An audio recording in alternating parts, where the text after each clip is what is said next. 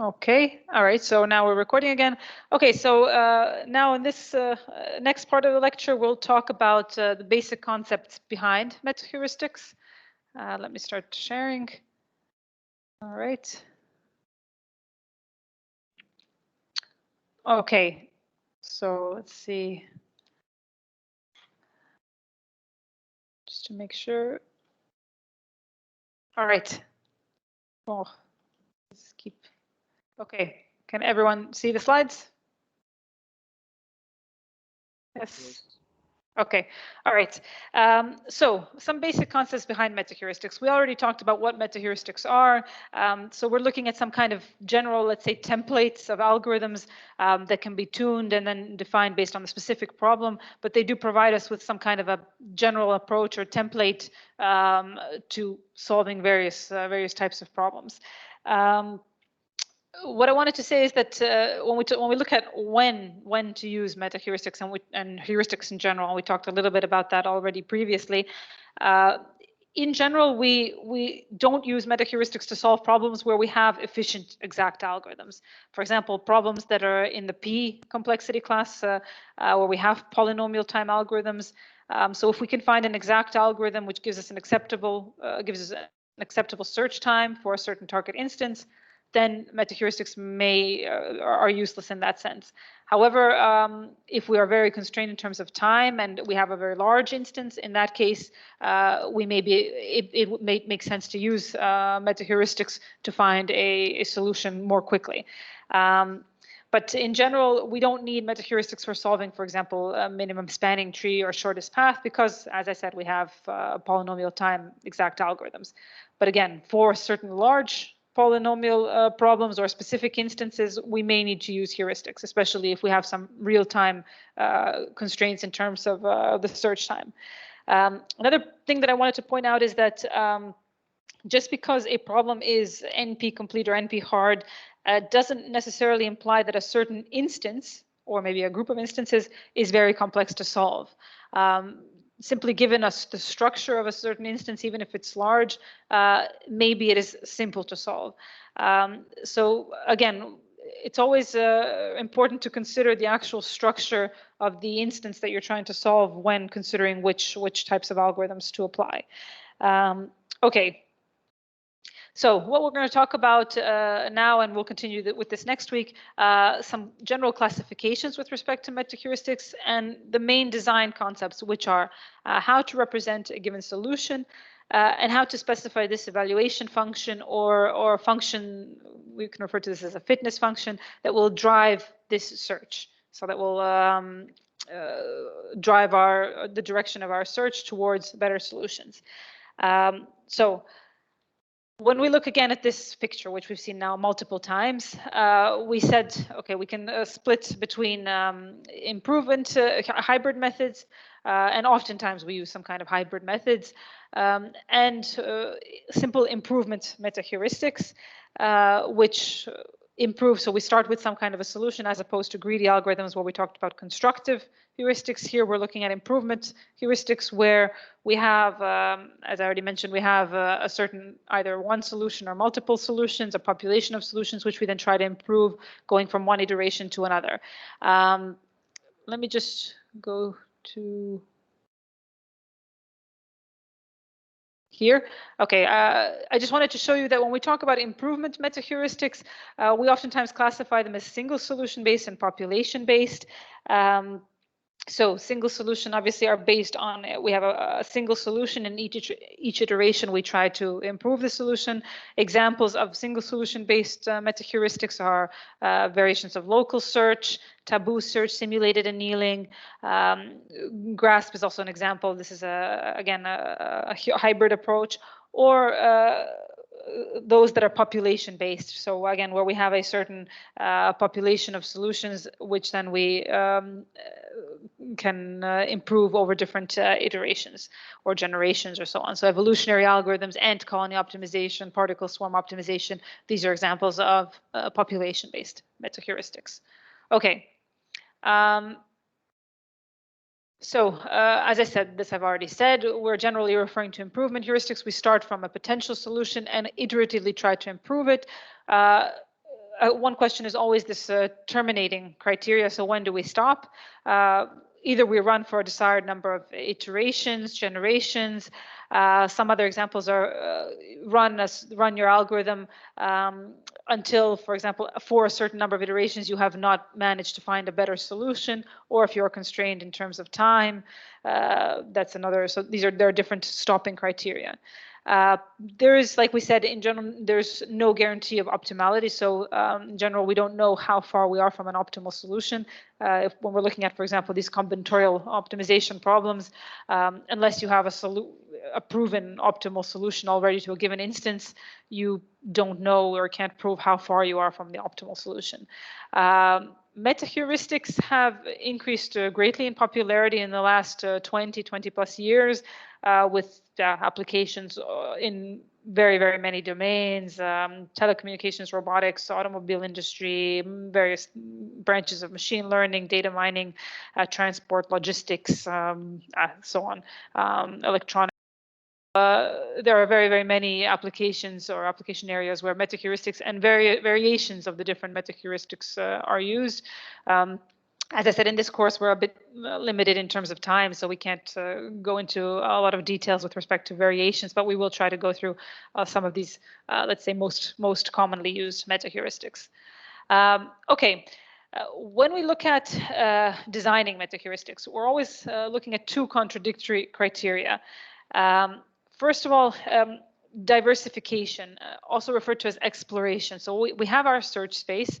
On the one hand, we want to diversify our search. So we want to try to explore all the different regions of the search space so that we don't end up in some kind of a local optimum. And in an extreme case, this would be a random search. A random search means that in each iteration, we generate a random solution in the search space. What would be the other end of the, let's say, the other criteria? So on the one hand, we want to diversify. On the other hand, what is it that we want to do?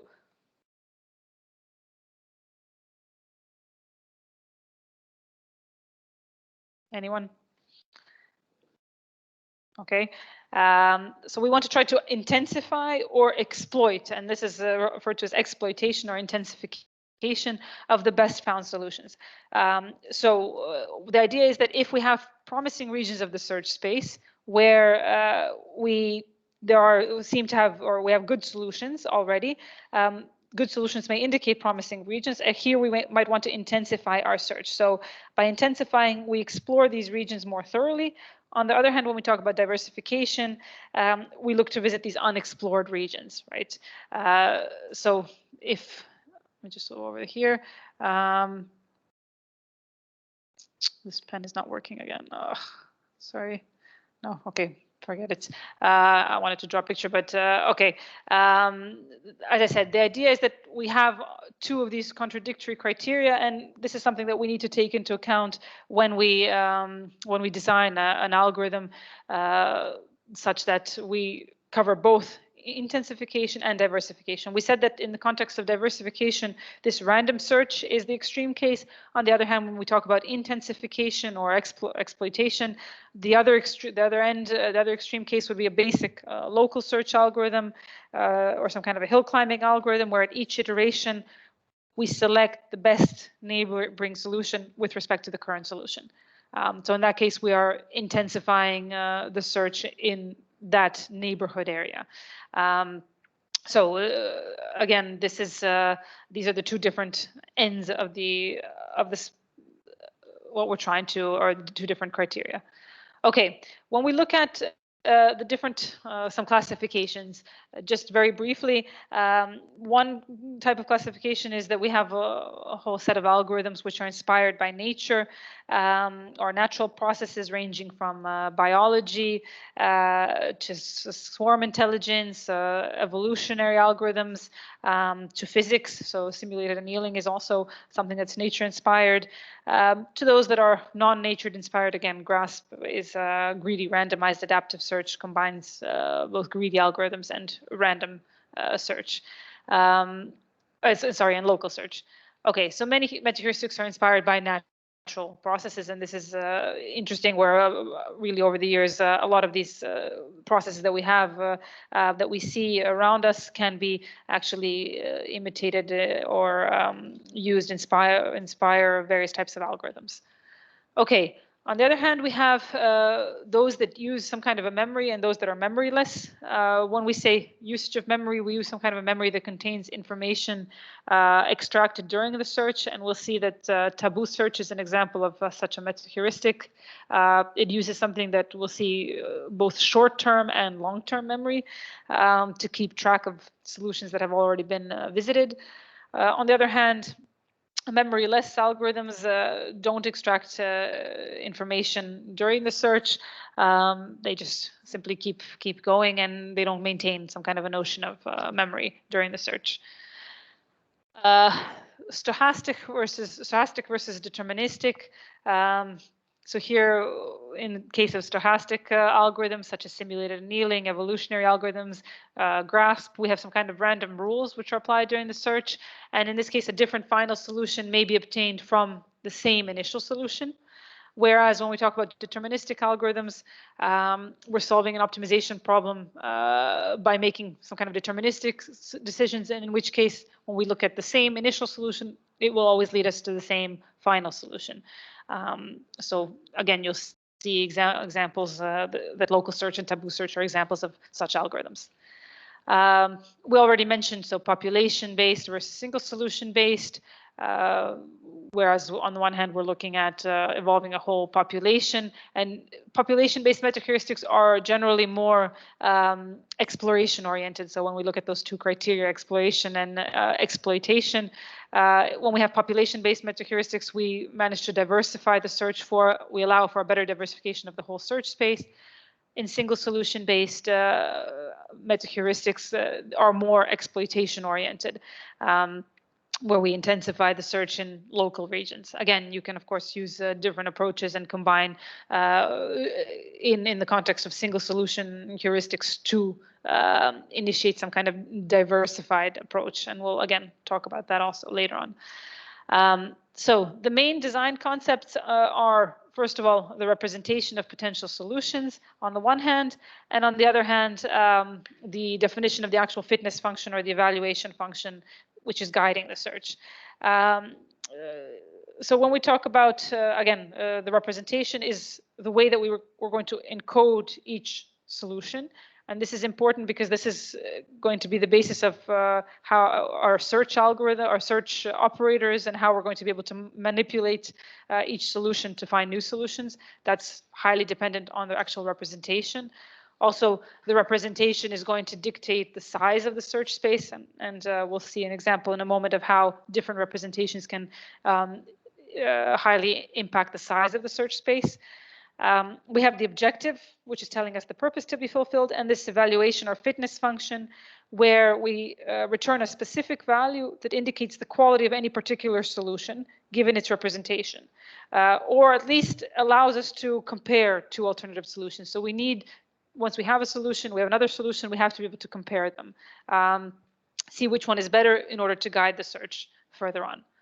Okay. Let me, if you give me two or three more minutes, and then just to go through a couple more slides, and then we'll end for today. So when we look at the solution representation, this is what are key things: that it's efficient and effective, and we'll see how different search operators, how dependent they are on the actual representation. So the critical takeaway message is that the representation of the solution and its corresponding interpretation actually implies the search space and its size. So when you define a representation, it's important to keep in mind how it's going to be, how a solution is going to be evaluated, and how the search operators will operate. So for example, a solution representation can be a binary vector, and various search operators might say, okay, we'll flip certain bits and look for new solutions. Okay, in that case, we know the size of the search space and so on. So it's highly dependent on the actual representation. Must be suitable and relevant to the problem, of course. And in certain cases, many alternative representations are possible. What is important and let me just finish then with this slide, and then next week we'll talk about specific examples of different solution representations. First, completeness, that all feasible solutions can somehow be represented. So when we look at whatever representation we use, we have to be able to somehow represent all feasible solutions. Connexity or connectivity, that a search path exists between any two solutions in the search space, which implies that we can reach any solution no matter where we start off with. So when we're trying to, let's say, navigate through our search space, that we can reach a certain solution no matter where we are. And finally, efficiency, so that we can efficiently manipulate the solution using the search operators. For example, if we want to flip certain parts of the solution, exchange certain branches, and so on. And again, we'll get to many more examples next time with respect to different representations. Okay, and final slide, the two main solution representation classes are linear and nonlinear, and we'll see examples. So classical representations, when we talk about linear solutions, are some kind of binary vectors. A solution to the satisfiability problem, if we have 10 variables that we need to assign true or false, it's going to be a binary vector of 10 values. Each is going to have a value of 1 or 0, whether it's true or false. A vector of discrete variables, vectors of real values, permutation vectors. So a solution to the traveling salesman problem would be, let's say, a permutation vector of n cities, indicating the order in which the cities are visited, and so on. So these are different types of representations. Nonlinear, these are representations which don't have this linear structure, but for example, are some kind of a graph, or what is typically used is some kind of a tree structure. And again, I'll give examples next week. So given that we're done in terms of time, that it's 4 o'clock now, I'll stop here. And then next week we'll go through the remainder of this lecture. So we'll look at some examples of different representations, of different ways of looking at the objective or defining the objective or function or the fitness function. And then we'll go on and start with the local search and variations of local search. Okay, any questions for today? So I'll stop sharing now. Okay.